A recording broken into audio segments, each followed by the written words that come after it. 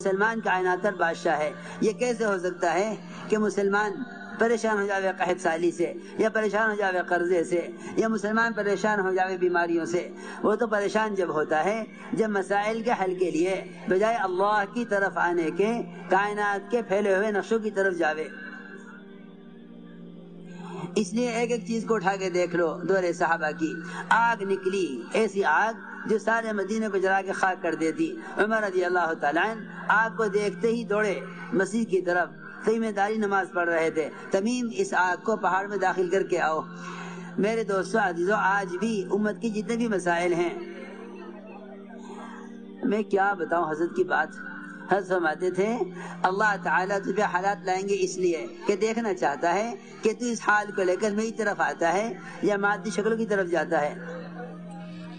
مسلمانوں کا حال یہ ہے کہ جو بھی حال آتا ہے سوچتے ہیں کہ اس حال کا دنیا کے کس وزیر سے تعلق ہے، اس حال کا دنیا کے کس عہدیدار سے تعلق ہے، اس مقدمے کے لیے بڑا وکیل کون ہو سکتا ہے، بجائے اس کے کہ جیسے کوئی حال آئے فوراً مسجد میں آ جائے، اللہ تعالیٰ سے دعا مانگ لے، اے اللہ تو میری اس حال کو بدل دے۔ اس زمانے مسلمان کا حال یہ ہے کہ اگر کوئی مشکل پیش آ جائے تو یہ اپنے مطالبات کو منوانے کے لیے بھوک ہڑتال کر کے وزراء کی کوٹھیوں پر جا کر تو پڑ جائیں گے، لیکن روزہ رکھ کر مسجد میں آ کر پڑھنے والے نہ ہوں گے۔ حضرت فرماتے تھے اگر دل میں ایمان ہوا تو یہ روزہ رکھ کر مسجد میں آ کر پڑھ جائیں گے، اے اللہ ہم تیرے گھر پر پڑے ہوئے ہیں، تیرے لیے بھوکے ہیں، تو ہمارا یہ کام کر دے۔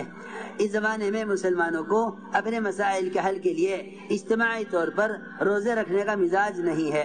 یوں کہ سمجھتے ہیں کہ یہ مسئلہ وزیر کے ہاتھ میں ہے، وزیر سے منواؤ گے تو مسئلہ حل ہو جائے گا، حالانکہ وزیر اللہ کے قبضے میں ہے۔ تم نے اگر حکم توڑ کے اللہ کو ناراض کر لیا تو اللہ وزیر کو تم سے ناراض کریں گے، وہ بھی مجبور ہو جائے گا تمہارے مسائل کے حل میں۔ وہ بھی یہ کہے گا کہ میں اس مسئلے مسلمان کی مدد نہیں کر سکتا، کیونکہ ہم نے مدد کرنے کے لیے مخلوق کا انتخاب کیا ہے۔ حضرت فرماتے تھے اللہ کی ذات عالی سے فائدے اٹھانے کے لیے کائنات کا یقین نکلنا شرط ہے۔ اس لیے میرے عزیز دوستو بزرگوں، سب سے پہلی بات یہ ہے کہ اپنے مسائل کے حل کا یقین اعمال مسجد سے رکھو۔ جب کوئی بات پیش آئے سیدھے مسجد چل کر آویں۔ حضور اکرم صلی اللہ علیہ وسلم نے امت کے مسائل کے حل کے لیے اور امت کی تربیت کے لیے امت کو اعمال مسجد سے جوڑا تھا۔ دیکھو حضور اکرم صلی اللہ علیہ وسلم نئے آنے والوں کو مسجد کے ماحول میں کیسے رکھتے تھے۔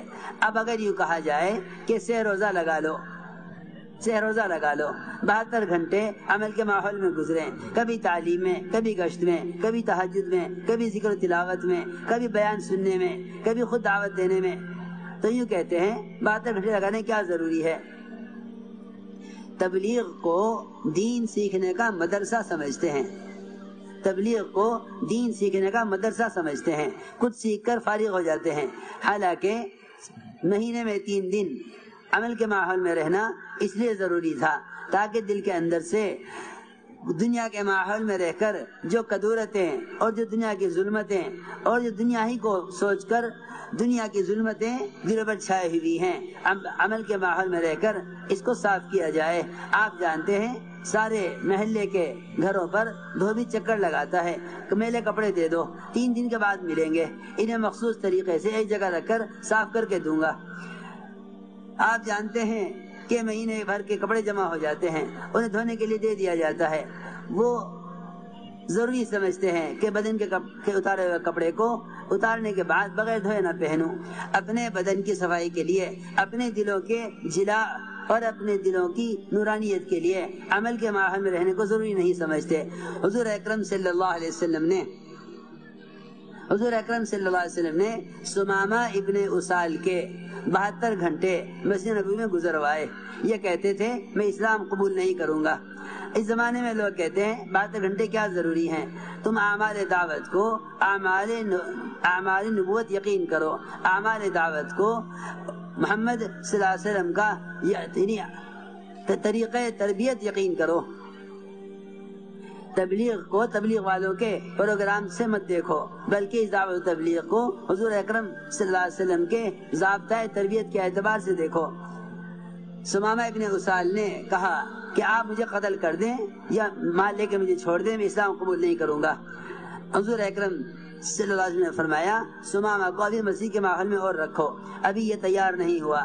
ایک دن اور گزر گیا، اگلے دن پھر آ کر پوچھا سمامہ اب کیا ارادہ ہے؟ سمامہ بن اسال نے کہا ان تقتل ذا دم وان تنعم علی شاکر، اگر آپ مجھے قتل کر دیں تو آپ کو اس کا حق ہے، اختیار ہے، میں مداوا آپ کے قبضے میں ہوں، آپ اگر مجھے چھوڑ دیں تو میں آپ کے احسان کا قدردان ہوں۔ وہی ایک جواب، میں اسلام قبول نہیں کروں گا چاہے مجھے آپ قتل کر دیں یا مال لے کر چھوڑ دیں۔ آپ نے کہا ابھی اس کو رہنے دو مسجد کے ماحول میں۔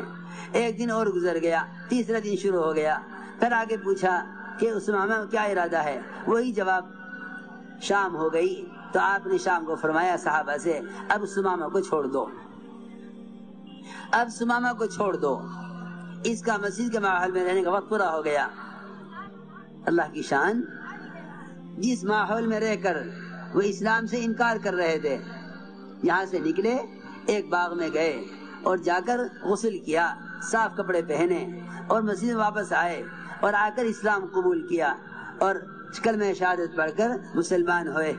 میں عرض کر رہا جب ایک ضدی کافر مسجد کے ماحول سے اسلام میں داخل ہو سکتا ہے اور تو ہے ابن عمر دوسی رضی اللہ عنہ جیسا آپ کی بات کس سے نفرت کرنے والا اپنے کان سروئی نکال کر مسجد کے ماحول میں آنے کی وجہ سے آپ کی بات سن اسلام میں داخل ہو سکتا ہے، تو میرے دوستو عزیزوں، مسلمان تو زیادہ حقدار ہے مسجد کے ماحول میں رہ کر ہدایت و تربیت کا حاصل کرنے کا، اس لیے کہ سارے احکام اوامر مسلمان کے لیے ہیں۔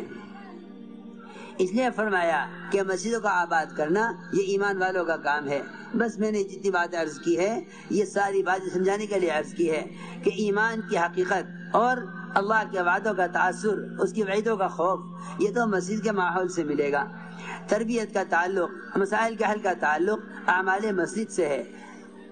اس لیے ہر گشت کرنے والا سب سے پہلے یہ طے کرے کہ میں خود ایمان سیکھنا چاہتا ہوں اور ایک ایک مسلمان کو ایمان سکھلانے کے لیے مسجد کے ماحول سے جوڑنا چاہتا ہوں۔ یہ صحابہ کے گشت کا موضوع ہے، یہ صحابہ کے گشت کا موضوع ہے، یہی ہمارے گشت کا بھی موضوع ہے۔